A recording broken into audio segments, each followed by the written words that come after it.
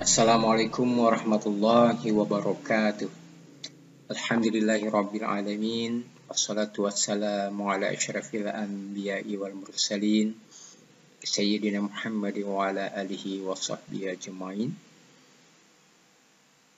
Salam bahagia selalu untuk kalian semua. Semoga kalian sehat walafiat beserta keluarga di rumah. Amin ya rabbal alamin. Pada video kali ini kita akan membahas lanjutan dari unsur kebahasaan. Kalau sebelumnya kita sudah membicarakan tentang unsur kebahasaan seperti kalimat imperatif, kata ganti, kata sapaan, kemudian kata-kata teknis, dan kata kerja mental. Pada video kali ini kita akan membicarakan tentang kalimat majemuk bertingkat. Namun, sebelum kita membicarakan kalimat majemuk bertingkat, alangkah baiknya kita sedikit membahas tentang kalimat tunggal. Kalimat tunggal adalah kalimat yang terdiri atas satu klausa.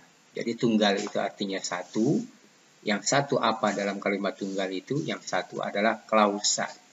Klausa itu apa? Satu atau klausa itu adalah pola kalimat. Jadi satu klausa maksudnya satu pola kalimat. Pola kalimat itu apa? Yaitu subjek, predikat, objek, dan keterangan atau pelengkap. Ya, jadi pola kalimat yang sempurna atau yang lengkap adalah terdiri atas subjek, predikat, objek, dan keterangan atau pelengkap. Ya, kalau pola kalimat itu hanya berbentuk subjek, predikat, dan objek, itu juga termasuk pola kalimat, tetapi pola kalimat yang tidak lengkap. Bisa juga satu pola kalimat itu bisa juga berbentuk subjek dan predikat saja. Jadi yang disebut kalimat tunggal adalah kalimat yang terdiri atas satu klausa atau satu pola kalimat. Atau kalimat yang hanya terdiri atas satu subjek, predikat, objek, dan keterangan atau pelengkap. Kita perhatikan contohnya. Ayah sedang membaca buku di ruang tamu. Nah, ini kalimat hanya terdiri atas satu pola.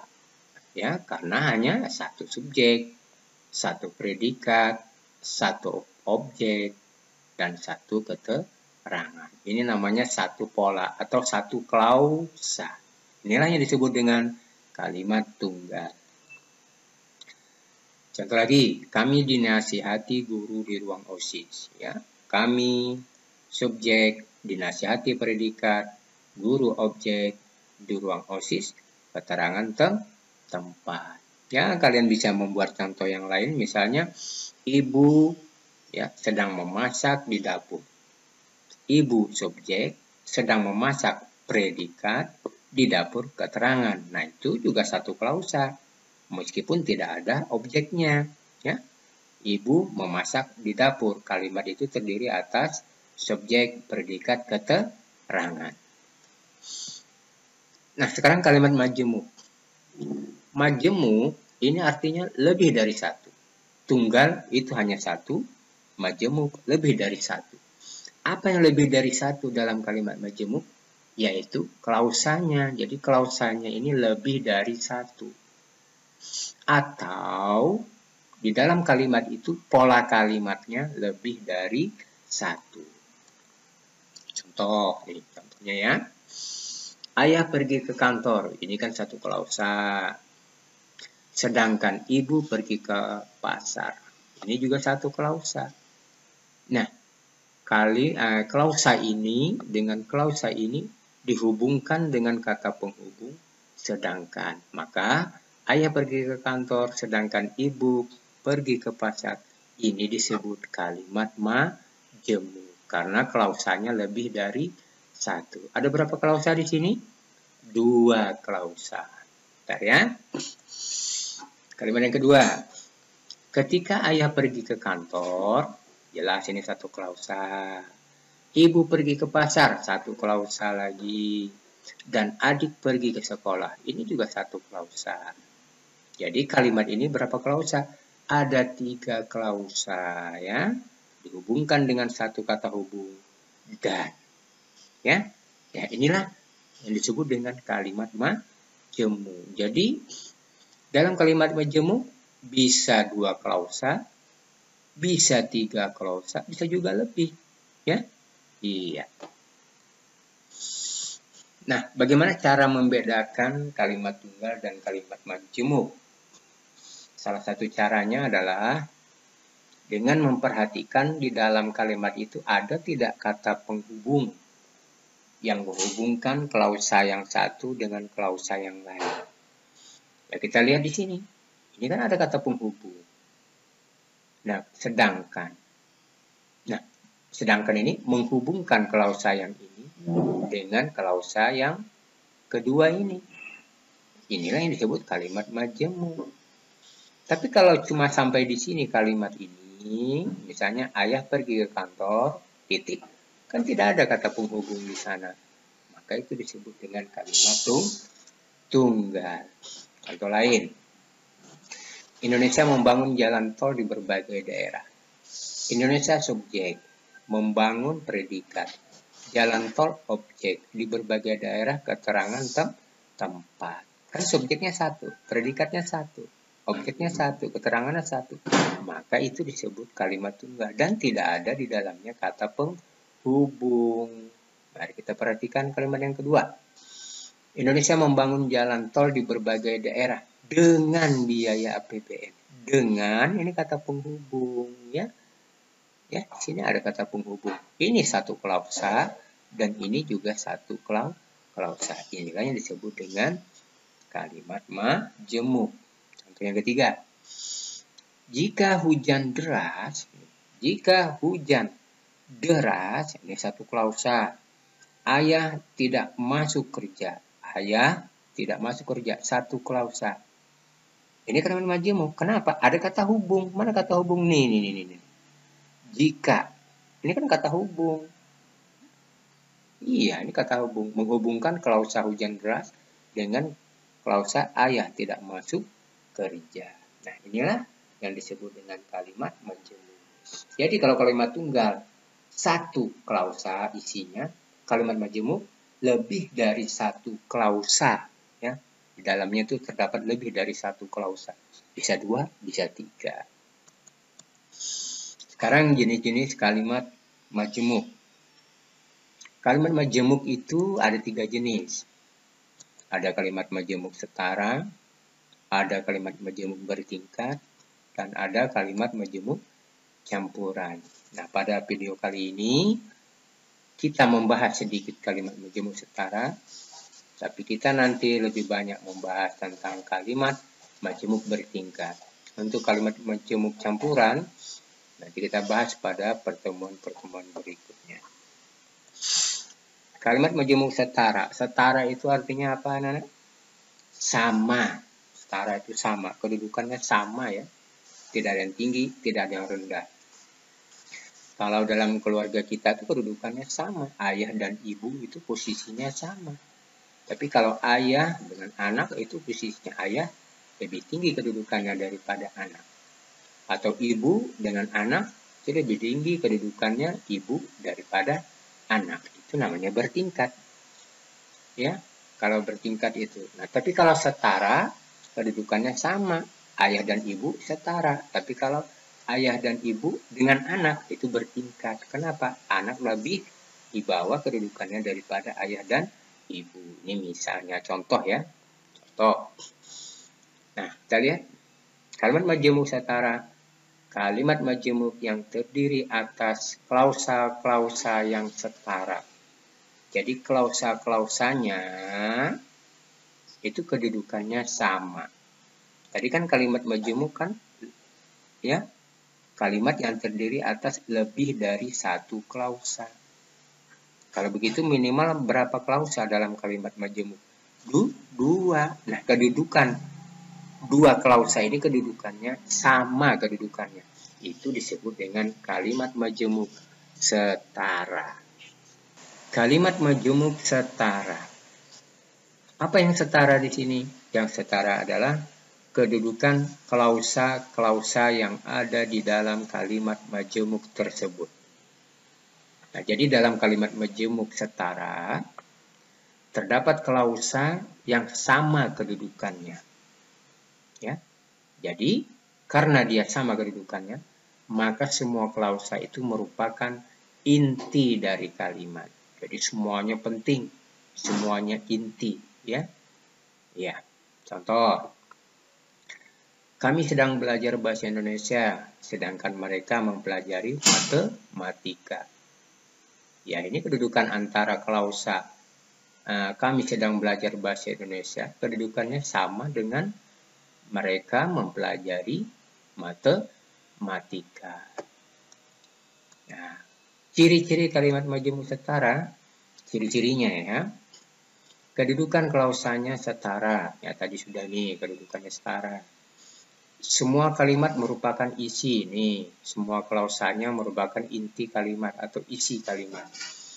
Kata penghubung atau konjungsinya selalu berada di dalam kalimat. Tidak dapat diletakkan di awal kalimat. Ya, contoh, kata hubung sedangkan ini tidak boleh di awal kalimat, dia selalu di dalam. Kata hubung apa lagi yang selalu di dalam kalimat? Tetapi, dan, atau, sedangkan, serta, kemudian. Jadi kalau kalian membuat kalimat, kata hubungnya menggunakan tetapi, dan kata hubung tetapi ini selalu berada di dalam kalimat, maka kalian sudah membuat kalimat majemuk setara. Ya. Kita perhatikan contoh. Nah, kami bermaksud pergi memancing, tetapi hujan turun dengan deras. Kalimat ini tidak bisa kita bolak-balik. Misalnya tetapi kita taruh di depan, tidak bisa. Misalnya, tetapi hujan turun dengan deras, kami bermaksud pergi memancing. Kan tidak bisa kalimat itu. Tidak bisa diterima ya. 2. Ayah pergi ke kantor atau pergi ke rumah nenek. Bisa nggak kita buat? Atau pergi ke rumah nenek, ayah pergi ke kantor. Ya tidak bisa. Nah, kenapa tidak bisa? Karena kata hubung atau ini selalu letaknya di dalam kalimat. Kata hubung tetapi selalu letaknya di dalam kalimat. Ya, kata hubung dan selalu di dalam kalimat. Ya, begitu pula dengan kata hubung serta kemudian ya, selalu berada di dalam kalimat yang akan membentuk kalimat majemuk setara. Ya. Ya, cukup mudah kita untuk menentukan, oh ini kalimat majemuk setara. Lihat saja kata hubungnya. Kalau kata hubungnya di dalam kalimat, kamu coba pindahkan ke awal kalimat. Kalau tidak bisa, berarti itu setara. Tapi kalau kata hubung yang tadinya di dalam kalimat, kamu pindahkan ke awal kalimat itu bisa, berarti itu bukan kalimat majemuk setara. Nah, sekarang kita masuk materi yang akan menjadi fokus dalam video ini, yaitu kalimat majemuk bertingkat. Kalimat majemuk bertingkat maksudnya adalah kalimat yang antara klausa yang satu dengan klausa yang lain itu kedudukannya tidak sama. Jadi kalau kalimat majemuk setara tadi itu klausa-klausanya setara atau sama kedudukannya, kalau dalam kalimat majemuk bertingkat klausa-klausa tersebut tidak sama kedudukannya. Artinya ada klausa yang sifatnya menerangkan klausa yang lain. Jadi dia sebagai keterangan. Ada juga klausa yang sifatnya diterangkan atau yang menjadi inti. Nah, klausa yang menjadi inti bagian yang diterangkan tadi disebut induk kalimat. Sedangkan klausa yang sifatnya keterangan, menerangkan disebut anak kalimat. Kita lihat contoh. Ya, contohnya, ketika hujan deras, ayah izin tidak masuk kerja. Ketika hujan deras, ini kan sifatnya keterangan. Keterangan apa ini kalau ketika hujan deras ini keterangan apa? Keterangan waktu. Ya, yang diterangkan oleh keterangan waktu ini apa? Ini ayah izin tidak masuk kerja. Jadi ini induk kalimat, sedangkan ini anak kalimat. Kalau dibalik bisa. Coba kita balik. Induk kalimatnya di depan, anak kalimatnya di belakang. Lihat nomor 2. Ayah izin tidak masuk kerja ketika hujan deras. Ya kan? Induk kalimat, anak kalimat. Nah, contoh atau ciri-ciri kalimat majemuk bertingkat. Apa sih cirinya? Yang pertama ada induk kalimat dan anak kalimat. Induk kalimat itu apa? Inti kalimat. Apa ciri inti kalimat? Ini bagian yang diterangkan. Nah, ada pula yang disebut dengan anak kalimat. Keterangan. Apa yang disebut dengan anak kalimat? Bagian yang menerangkan. Mungkin masih agak sulit kalian pahami. Kita lihat lagi. Untuk lebih mudah lagi, kita perhatikan nomor 3. Induk kalimat tidak didahului kata hubung. Ya, contohnya. Ini ada nggak kata hubung? Tidak ada ya. Dari sini ke sini kan tidak ada. Sedangkan anak kalimat didahului kata hubung. Ini ada kata hubung. Ketika hujan deras, kan sampai di situ nih. Satu pola kalimat kan sampai situ. Kita ucapkan pun sampai situ. Dan ini ada tanda koma. Kita berhenti sejenak. Ini kan satu pola kalimat. Ketika hujan deras, ya kan, koma. Ayah izin tidak masuk kerja. Nah, bagian klausa ini tidak didahului kata hubung. Inilah yang disebut dengan induk kalimat. Lalu induk kalimat inilah yang menjadi inti kalimat ini. Sedangkan ini anak kalimat yang hanya bersifat keterangan. Kalau kita balik ya tetap begini. Nih. Ya. Jadi salah satu ciri untuk membedakan ini kalimat majemuk setara atau kalimat majemuk bertingkat, kalian bisa melihat dari kata hubungnya. Kalau kalimat majemuk setara, kata penghubungnya selalu berada di dalam kalimat. Tidak bisa diletakkan di awal kalimat. Kalau kalimat majemuk bertingkat, kata penghubungnya bisa kita letakkan di dalam kalimat, bisa pula kita letakkan di awal kalimat. Ya. Kalau dalam kalimat majemuk bertingkat terdapat induk kalimat dan anak kalimat, dalam kalimat majemuk setara tidak terdapat anak kalimat. Semuanya merupakan inti kalimat. Di sana tidak ada induk kalimat, tapi semuanya merupakan inti kalimat. Jadi induk kalimat dan anak kalimat hanya ada dalam kalimat majemuk bertingkat. Apa ciri induk kalimat? Ciri-ciri induk kalimat tidak didahului kata hubung. Apa ciri anak kalimat? Didahului kata hubung. Nih jelas sekali contohnya ya. Nomor 2 juga jelas. Nah, lalu dalam penulisan, bagaimana cara menuliskan kalimat majemuk bertingkat ini? Perhatikan caranya ya. Lihat nomor 1. Kalau kata penghubungnya di awal kalimat, setelah satu klausa, satu pola kalimat harus diberi koma. Ini tanda koma. Jadi kita mengucapkannya kalau membaca, ketika hujan deras, berhenti sejenak, ya, ayah izin tidak masuk kerja, titik. Ini kalau kata hubung di depan, koma di sini satu pola. Tapi kalau di dalam tidak pakai koma. Lihat, ayah izin tidak masuk kerja ketika hujan deras. Jadi tidak perlu ada koma kalau kata penghubungnya di dalam. Ya, kita bisa membuat contoh yang lain nih. Ya, kita bisa membuat contoh yang lain.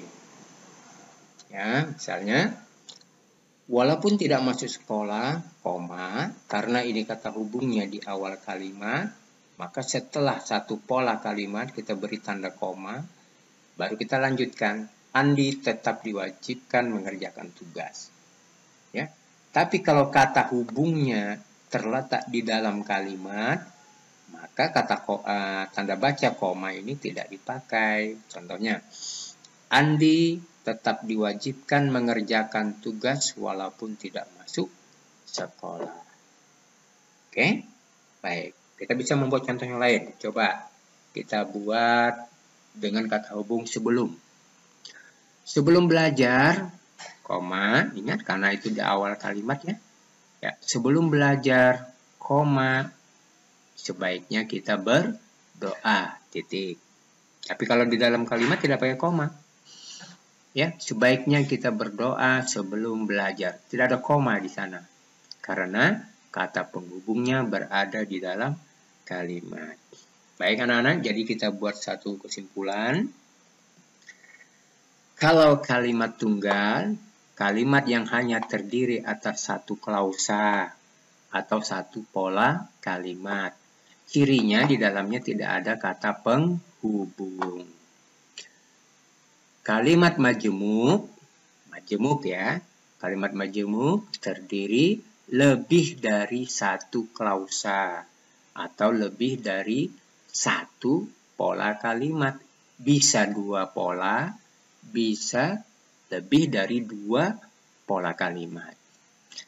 Cirinya adalah kalimat majemuk biasanya di dalamnya terdapat kata penghubung. Ya. Nah, kemudian kalimat majemuk itu kita bagi atas 3 jenis. Ada kalimat majemuk setara, ada kalimat majemuk bertingkat, ada kalimat majemuk campuran. Nah, pada video ini kita membahas kalimat majemuk setara dan kalimat majemuk bertingkat. Untuk kalimat majemuk campuran, pada video yang akan datang, insya Allah kita akan bahas. Nah, kalimat majemuk setara apanya yang setara? Klausa-klausanya atau pola kalimat yang ada di dalam kalimat majemuk setara itu kedudukannya sama. Sama kedudukannya, sederajat, sama tinggi. Jadi tidak ada yang rendah di situ. Semuanya memang sama kedudukannya. Tapi kalau dalam kalimat majemuk bertingkat, ada klausa yang tinggi kedudukannya, ada klausa yang rendah kedudukannya. Atau ada klausa yang merupakan induk kalimat, ada klausa yang disebut anak kalimat. Klausa yang disebut induk kalimat, klausa yang menjadi inti kalimat itu. Sedangkan klausa anak itu biasanya disebut dengan klausa keterangan yang fungsinya menerangkan kepada inti kalimat. Ya. Kemudian bagaimana cara membedakan kalimat majemuk setara dan kalimat majemuk bertingkat? Kamu perhatikan kata penghubungnya. Kalau kalimat majemuk setara, kata penghubungnya selalu berada di dalam kalimat. Dia tidak bisa diletakkan di awal kalimat. Ya, contohnya misalnya dan. Ya. Ayah membajak sawah dan menyiram tanaman. Kan tidak bisa kita membuat kalimat dan menyiram tanaman, ayah membajak. Tidak boleh, itu kalimat yang salah kalau seperti itu. Karena kata hubung dan adalah kata hubung yang hanya terdapat dalam kalimat majemuk setara.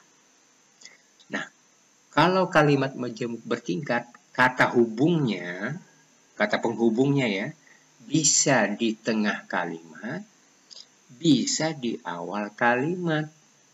Contohnya, jika ini kan bisa kita letakkan di tengah kalimat, bisa kita letakkan di awal kalimat. Contoh lain, apalagi setelah bisa nggak di awal kalimat? Bisa. Coba, setelah hujan reda atau setelah hujan berhenti, koma, ingat koma ya, kalau kata hubungnya di awal kalimat selalu koma satu pola. setelah hujan berhenti, saya berangkat ke sekolah. Kita bisa letakkan di tengah setelah itu, coba. Saya berangkat ke sekolah setelah hujan berhenti. Ya kan? Iya. Nah, kalau bisa diletakkan di tengah, bisa diletakkan di awal kalimat, maka kalimatnya itu disebut kalimat majemuk bertingkat. Baik anak-anak, mudah-mudahan penjelasan ini bisa menambah tingkat pemahaman kalian. Semoga bermanfaat dan materi ini bisa lebih jelas. Jika kurang jelas, kalian bisa menanyakan langsung kepada Bapak ya. Terima kasih atas perhatian kalian. Semoga kalian tetap semangat belajar. Karena saat pembelajaran daring ini menuntut kalian lebih mandiri, lebih bisa mengatur waktu, ya, memotivasi diri sendiri, ya. Insya Allah pelajaran-pelajaran khususnya bahasa Indonesia tidak terlalu sulit untuk kalian pahami. Semoga kalian selalu sehat walafiat beserta keluarga, ya, terhindar dari hal-hal yang tidak diinginkan. Amin ya rabbal alamin. Sampai bertemu kembali pada video selanjutnya. Wassalamualaikum warahmatullahi wabarakatuh.